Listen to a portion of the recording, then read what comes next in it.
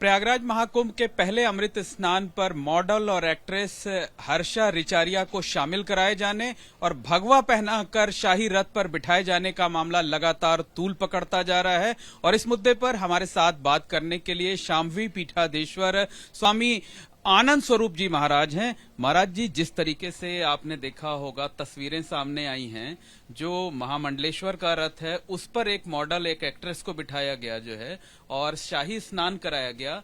आप सवाल उठा रहे हैं, क्या कहना है आप? नहीं, मेरा कहना नहीं, पूरे संत समाज, पूरे सनातन समाज का कहना है कि जो नाचने वाला हो, गाने वाला हो, मॉडल हो, अगर वह वास्तव में सनातन धर्म की तरफ आकर्षित है तो उसका परिमार्जन कब हुआ? उसने इतना जल्दी भगवा धारण करने की जल्दबाजी क्यों हुई? उसको रथ पे क्यों बैठाया गया? हमको जो बताया गया और अब प्रमाणित भी हो गया है कि वो एक सोशल मीडिया इन्फ्लुएंसर है। वो अपना फॉलोअर्स बढ़ाने के लिए जिस प्रकार से ड्रामेटिस्ट लोग फिल्मों में पहन करके कपड़े रील के सामने आते हैं, वैसे ही उसका काम है। लेकिन जो संत जिनके हाथ में आचार्य गद्दी है और आचार्य अखाड़े का सबसे बड़ा पद है, ऐसा श्रेष्ठ पद ये इतने छोटे आदमी के पास है कि वो सोशल मीडिया इन्फ्लुएंसर को रथ पकड़ा रहा है और उसको अपने पास बिठा करके इस प्रकार से मैनेजमेंट करवा रहा है कि उसका प्रचार हो। क्या संत को प्रचार माध्यमों के लिए ऐसी मॉडल्स लानी पड़ेगी? अब हम ज्ञान और भक्ति की परंपरा के लोग हैं और ये कुंभ संतों का कुंभ है। यहाँ मॉडलों का क्या काम है? यहाँ स्टीव जॉब की पत्नी का क्या काम है? उसको बोल दिया कि हमने सन्यास दे दिया, कमला नाम रख लिया। वो बीफ खाने वाले लोग यहाँ कुंभ में इतना जल्दी उनका परिमार्जन कब हुआ? उनका शुद्धिकरण कब हुआ? उन्होंने कैसे प्रमाणित हुआ कि वो शुद्ध हो गई, अब सन्यास के योग्य हो गई हैं, अग्निवस्त्र धारण कर सकती हैं? तो मैं इतना जानता हूं कि कैलासानंद को परंपराओं का कोई ज्ञान नहीं है, शास्त्र का कोई ज्ञान नहीं है, मर्यादा का कोई ज्ञान नहीं है। इसलिए केवल अनर्गल और जिस प्रकार से आम जो आजकल आप देख रहे होंगे रील बनाने वाले लोग करते हैं, तो जिस प्रकार से जो रिचारिया है रील बनाने वाली, वैसे ही रील बनाने वाले कैलासानंद भी हैं। तो जी, आपकी एक बात तो सही है, आपने कहा फॉलोअर्स बढ़ाने के लिए, क्योंकि अभी हम हर्षा रिचारिया से मिल के आए हैं और उनका ये कहना है कि पिछले 2 दिनों में हमारे 8 लाख फॉलोअर्स बढ़ गए हैं। नहीं, मैं तो बता ही दिया ना, अब आपने प्रमाणित भी कर दिया उसको। मैंने कल ही ये बात कही थी और ऐसे लोगों का और ऐसे संतों का भी पूरा संत समाज को तत्काल बाहर इनको करना चाहिए, इनको अखाड़ों से बर्खास्त किया जाना चाहिए। सभी संत मिलकर के, अगर हम अपने लोगों पे अनुशासनात्मक कार्रवाई नहीं करेंगे तो दंड विधान दूसरे के लिए थोड़े बनाए, पहले दंड विधान अपने लिए है। और इनको जब तक ये प्रायश्चित न करें, जब तक यह धर्मद्रोह है, ये धर्मद्रोह की श्रेणी में है और ये धर्म का मजाक बनाना है। लोग हंस रहे हैं, हमसे प्रश्न कर रहे हैं, हम क्या उत्तर दें उनको? तो हम पहला उत्तर यही है कि मैं अभी रविंद्रपुरी जी से मुलाकात किया हूं और कहा हूं उनको कि तत्काल दूसरे आचार्य मंडलेश्वर अगले शाही स्नान तक एक नए आचार्य मंडलेश्वर लाइए, नहीं तो अखाड़े की गरिमा तो गिरा ही रहे हैं, ये संत समाज की गरिमा गिरा रहे हैं, सनातन धर्म की गरिमा गिरा रहे हैं, धर्म के साथ मजाक कर रहे हैं। महाराज जी, हर्षा का ये कहना है कि उन्होंने करीब 2.25 साल पहले मंत्र दीक्षा ली थी स्वामी कैलाशानंद जी से। तो अगर वो भगवा पहनकर रथ पर सवार होती हैं, एक भक्त के तौर पर स्नान करती हैं, तो इसमें आपत्ति किस बात पर? भाई, मैं तो, मेरे भी रथ पे भक्त सवार होते हैं, भक्त की तरह होते हैं ना, वो भगवा धारण नहीं करते हैं। भगवा मेरे यहाँ आपने देखा होगा कोई भगवाधारी नहीं है। तमाम ऐसे आचार्य बैठे हुए हैं हमारे पास जिनको की शास्त्र का ज्ञान है, पीएचडी किए हुए आचार्य हैं। भगवा धारण कब होता है, अग्निवस्त्र कब पहनाया जाता है, सन्यास कब होता है, उसकी परंपरा क्या है, सन्यास के लिए क्या क्या योग्यता होनी चाहिए, वो सब उनमें नहीं है। उन्होंने उसको साध्वी पेश करके जो महापाप किया है उस पे आपत्ति है। कोई व्यक्ति, कोई सनातन धर्मी है, मंत्र दीक्षा ले रहा है, किसको आपत्ति हो सकती है? तमाम हमारे लाखों शिष्य हैं ऐसे।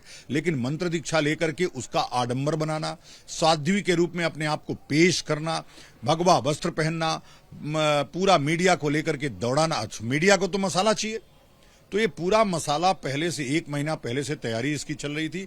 इस मसाला को पैसा खर्च करके रील बना करके पेश किया गया, मीडिया को मसाला मिला, मसाला पेश हो गया।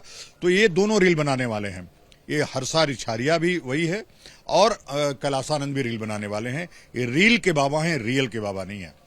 महाराज जी, जो बातें आप कह रहे हैं उनमें से अगर हम देखें तो जो हर्षा रिचारिया हैं, कैलाशानंद जी से पहले ही उन्होंने दीक्षा ली हुई है, लेकिन वो अभी दुविधा में हैं। उनका कहना है कि मुझे साध्वी ना कहा जाए, मैंने दीक्षा जरूर ली है, मुझे साध्वी ना कहा जाए। क्या कहता है धर्म, साध्वी कहा जा सकता है या नहीं इनको? नहीं, देखिए साध्वी शब्द तो सनातन धर्म के या सन्यास परंपरा में है ही नहीं है। जब व्यक्ति का सन्यास हो जाता है तो लिंग भेद खत्म हो जाता है। महिला को भी हम महाराज बोलते हैं, महिला को भी हम साधु बोलते हैं। साध्वी कोई शब्द नहीं है, साध्वी अलग से, कोई लिंग भेद नहीं है हमारे यहाँ। जैसे आप महाराज बनते हैं, आप जाति धर्म और लिंग से ऊपर उठ जाते हैं। तो एक तो साध्वी शब्द कोई नहीं है। दूसरा, जो साध्वी शब्द प्रचलित हुआ है, जो सन्यास ली हुई महिलाएं रहती हैं उनको सामान्यतया लोग साध्वी कहते हैं, वो आजकल तो लिखने भी लगी हैं। तो लिखने वाली जो साध्वी हैं वो विधिवत उनका संस्कार होता है, विधिवत उनकी केश विच्छेदन, केस हटाया जाता है, भस्मलेप होता है, प्रेष मंत्र दिया जाता है। तो उसकी एक परंपरा है, सन्यास की एक परंपरा है। 3 दिनों ब्रजा होम होता है, पिंडदान होता है। क्या इनका हुआ है? तो हम मानते हैं अपने आप को। अब वो मेरे जैसे लोगों ने विरोध शुरू किया है, तब उन्होंने कहा कि हमको साध्वी ना कहा जाए। अभी भी उनके मन में दुविधा है। वो तो कह रहे हैं कि मैं अभी सन्यास के बारे में मैंने तय नहीं किया है, क्योंकि अभी मैंने तय नहीं किया है कि मुझे सन्यास लेना है या शादी करनी है। ऐसे आडंबर वाले लोग अगर सन्यास परंपरा में आने लगेंगे तो सन्यास परंपरा का बंटाधार होगा, सनातन धर्म का नुकसान होगा। एकल आचार्य की गद्दी पे बैठ जाएंगे, जैसे जूना अखाड़े ने किन्नरों को आचार्य की गद्दी पे बैठा दिया।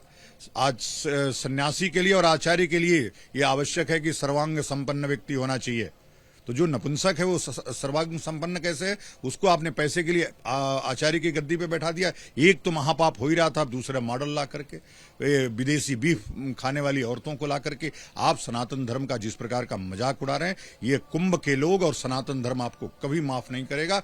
इसके लिए निश्चित मैंने कहा है, अखाड़े से इनको बाहर करना चाहिए और इनको भी अपना प्रायश्चित करना चाहिए, अग्नि स्नान करना चाहिए। जो प्रायश्चित विधान शास्त्रों में है उसको धारण करना चाहिए इनको, तब जाकर के इनका परिमार्जन होगा। फिर सन्यास, कई गलतियां किया निरंजनी अखाड़े ने। एक दिन के सन्यासी को आचार्य बना दिया, जो स्वयं आचार्य नहीं है, आचार्य की डिग्री नहीं है जिसके पास, उसको आचार्य बना दिया। तो एक दो नहीं, ये पैसे का जो खेल चल रहा है ये सनातन धर्म को। महाराज जी, एक अंतिम प्रश्न ये है कि आप जैसे जो धर्माचार्य हैं, इस मॉडल का जो मामला विवादित होता जा रहा है, तूल पकड़ता जा रहा है, आप जैसे लोग अब इस मामले में क्या करेंगे? किस तरह से विरोध करेंगे, किस तरह से आवाज उठाएंगे? भाई मैंने कह दिया कि इसके अब इससे बड़ा विरोध क्या होना चाहिए कि जिस मॉडल को साधु के रूप में तिलक लगा करके, त्रिपुंड लगा करके, भगवा पहना करके इनको रथ पे बैठाया गया, ये सनातन धर्म के साथ धर्मद्रोह है। और धर्मद्रोह का जो दंड है वो कैलासानंद को मिलना चाहिए, न कि रिछारिया को मिलना चाहिए। वो इसमें अनभिज्ञ होगी, उसके साथ जोर जबरदस्ती किया गया होगा या उसको बहलाया फुसलाया गया होगा, उस तरह से ला करके उसको पनाया, या तो उसको बताया गया होगा इससे तुम्हारी फॉलोअर बढ़ जाएंगे। आजकल के बच्चे फॉलोअर बढ़ाने के लिए कुछ भी कर रहे हैं, तरह तरह की स्टोरी कर रहे हैं। तो वही कहानी है। इसमें दोष सिर्फ और सिर्फ कैलासानंद का है और कैलासानंद जी को इसके लिए प्रायश्चित करना चाहिए और अखाड़े को इनको बाहर करना चाहिए। बहुत बहुत धन्यवाद। तो ये हैं आनंद स्वरूप जी महाराज, जिनका साफ तौर पर कहना है कि हर्षा रिचारिया का जो मामला है वो धर्म के खिलाफ है और इस मामले में जो लोग भी शामिल हैं उनके खिलाफ कड़ी कार्रवाई होनी चाहिए, उन्हें अखाड़े से बर्खास्त किया जाना चाहिए, बाहर का रास्ता दिखाया जाना चाहिए।